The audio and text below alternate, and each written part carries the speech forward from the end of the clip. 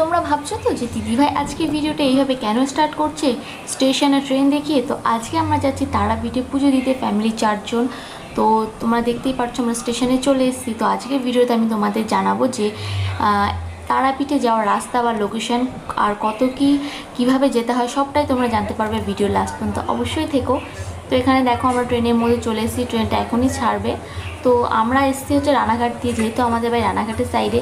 তো ভোর 4টের সময় উঠে আমরা টোটোয় করে চলে এসেছি রানাঘাট স্টেশন। রানাঘাট স্টেশন থেকে আমরা 6টা 10-এর ট্রেন নিয়ে চলে এসেছি নৈহাটি। নৈহাটির থেকে আমরা এখন উঠে পড়েছি রামপুরহাটের ট্রেনে। তো রামপুরহাট যাব। এই ট্রেনটা হচ্ছে তারামা এক্সপ্রেস। তো তোমরা লোকালভাবে এমনিভাবেও আসতে পারো, আর তোমরা টিকিট বুকিং করেও আসতে পারো। আমরা টিকিট অনলাইন বুকিং করে এসেছি, সেই জন্য আমাদের সিট কনফার্ম আছে। তো তোমরা নর্মালও টিকিট কেটে স্টেশন থেকে টিকিট কেটে উঠতে পারো। তো দেখো এই যে আমরা বেরিয়ে পড়েছি নৈহাটির থেকে রামপুরহাটের উদ্দেশ্যে। তো ফার্স্ট আর এইদিকে যতটা আসছি আমার মনের ভিতরে একটু ভয় বাড়ছে, কারণ এইদিকে আসছে আর দেখছি এই সাইডটায় পুরোটাই বন্যা হয়ে গেছে, তোমরা দেখতেই পারছো। তো আমি ফার্স্ট টাইম লাইফে বন্যা দেখছি। তো আমার তো ভীষণই ভয় লাগছে যে আমরা কখন এলাম। আর এই যে দেখে নাও তোমরা কতটা জল হয়ে গেছে এখানে। তো আমরা ভাবছি যে ওখানে মন্দিরটা ঠিকঠাক আছে কি, আমরা পুজো দিয়ে ঠিকঠাক বাড়ি ফিরতে পারবো কি, সেইটাই তো জানি না কি হবে। তো চলো আগে যাওয়া তো যাক ওখানে। তো আমরা যাচ্ছি হচ্ছে সোমবারে। তো সোমবারে আমরা যাচ্ছি ভোর 4টায় আমরা বাড়ি থেকে বেরিয়েছি। ট্রেনে 3 থেকে 4 ঘন্টা লাগবে যেতে। তো সেই জন্য আর আমরা আজকে পুজো দেবো না, আমরা দেবো মঙ্গলবার সকালে পুজো। সেই জন্য আমরা সোমবার দিনকে চলে যাচ্ছি। সোমবারে গিয়ে আমরা রুম টুম বুক করে রাখবো, আর মঙ্গলবার সকালেই আমরা পুজো দিয়ে দেবো। তো এখানে দেখো ট্রেনের মধ্যেই একটা বাচ্চা এসছে, ও হচ্ছে এইভাবে সেজে সবার কাছ থেকে পয়সা নিচ্ছিল। তো সেই জন্য একটু ছোট করে ওর ভিডিওটাও করে দিলাম তোমাদের দেখানোর জন্য।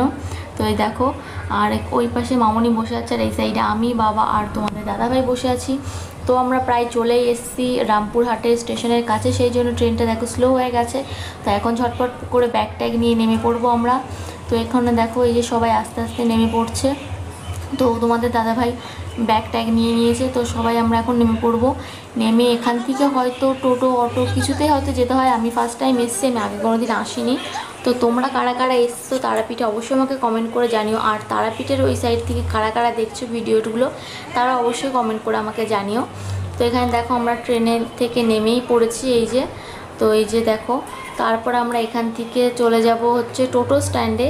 তো এখান থেকে আমাদের বুঝতে পারছি না যে কোন সাইডে যাব, সেই জন্য একটু দাঁড়িয়ে দেখে নিচ্ছিলাম। তো এখান থেকে আমরা তোমরা হচ্ছে রামপুরহাট স্টেশনে নামবে, নেমে তোমরা ব্রিজ পার করে ওভারব্রিজ পার করে ওই সাইডে চলে যাবে। ওই সাইডে আছে হচ্ছে টোটো স্ট্যান্ড। আমি এই ফার্স্ট টাইম আসলাম হচ্ছে ট্রেনে করে। আমি আগে একবার এসেছি, সেটা গাড়িতে করে এসেছি, ট্রেনে করে আমি আসিনি। সেই জন্য আমি বুঝতে পারছি না, যেহেতু ট্রেনের রাস্তা আর তুমি এমনি গাড়িতে আসলে সেটা আলাদা হয়। সেই জন্য আমি বললাম যে ফার্স্ট টাইম এসেছি আমি ট্রেনে করে। তো ট্রেনে করে ফার্স্ট টাইম এসেছি। তো এই যে দেখো আমরা সব জিনিসপত্র নিয়ে ভালোভাবে ঠিকঠাক করে ওভারব্রিজ পার করে নিচ্ছি, এই দেখো। তো এখানে ওভারব্রিজ পার করে নিয়ে তারপর আমরা টোটো স্ট্যান্ডে যাব, কারণ আমাদের এখানে পৌঁছাতে প্রায় 1টা বেজে গেছিলো। আমরা হচ্ছে তোমার নৈহাটির থেকে আমরা 8টার ট্রেনে উঠেছিলাম। তো 8টার ট্রেনের থেকে আমরা এখানে পৌঁছেছি 1টায়। তো তোমরা হিসাব করে দেখে নাও যে ক ঘন্টা লেগেছে। তো এই যে দেখো, যেহেতু ট্রেনটা বললাম তোমাদের যে বীরভূমের এই সাইডে বন্যা হয়ে গেছে, সেই জন্য একটু প্রবলেম হচ্ছিলো।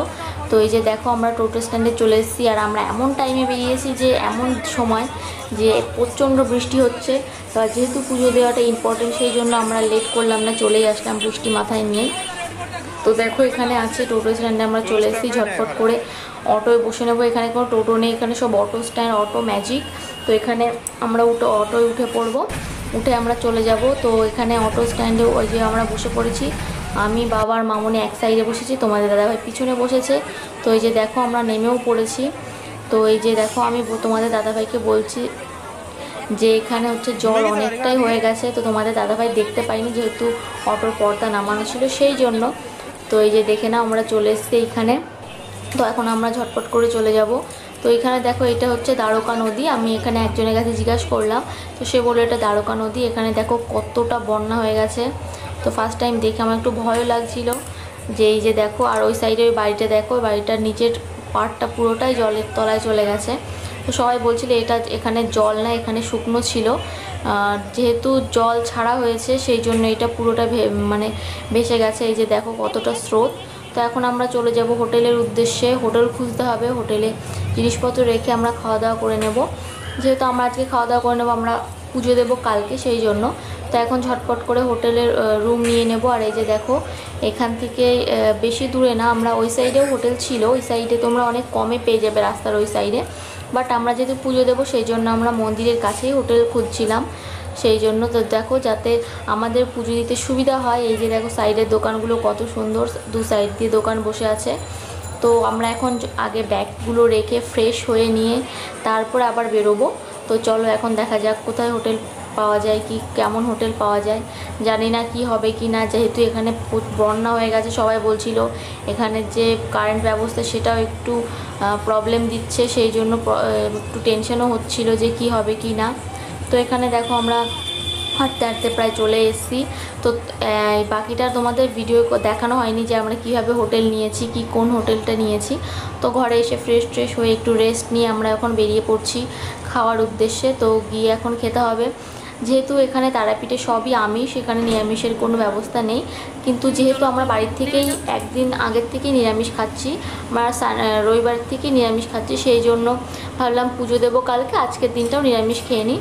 তো সেই জন্য আমরা নিরামিষ হোটেল খুঁজছিলাম, কিন্তু এখানে কি বলবো তোমাদের, নিরামিষ হোটেল পাওয়া ভীষণই কষ্টের, ভীষণ, মানে একটা নিরামিষ হোটেল নেই।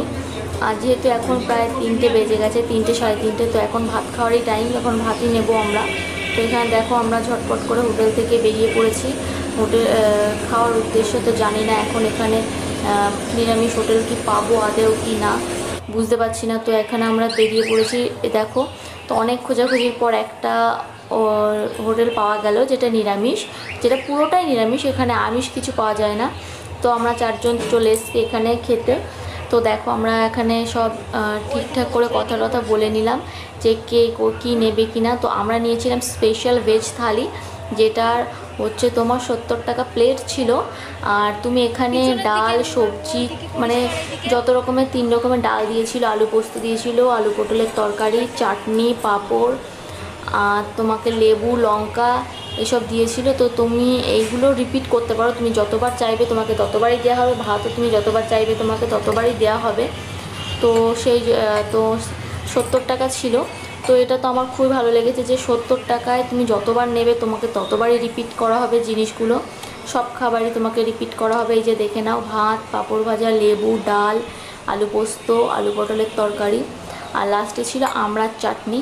তো আমার তো এখানকার খাবার দাবার খুবই ভালো লেগেছে। তো আজকে খাওয়া দাওয়া করে নিয়ে আমরা একটু ঘুরবো, ঘুরে নিয়ে মন্দিরে চলে যাব, মন্দিরে গিয়ে একটু ঘুরে টুরে সন্ধ্যা আরতি দেখে টেকে আজকে রাতটা রেস্ট নেব, কারণ কালকে আবার ভোরবেলায় উঠতে হবে।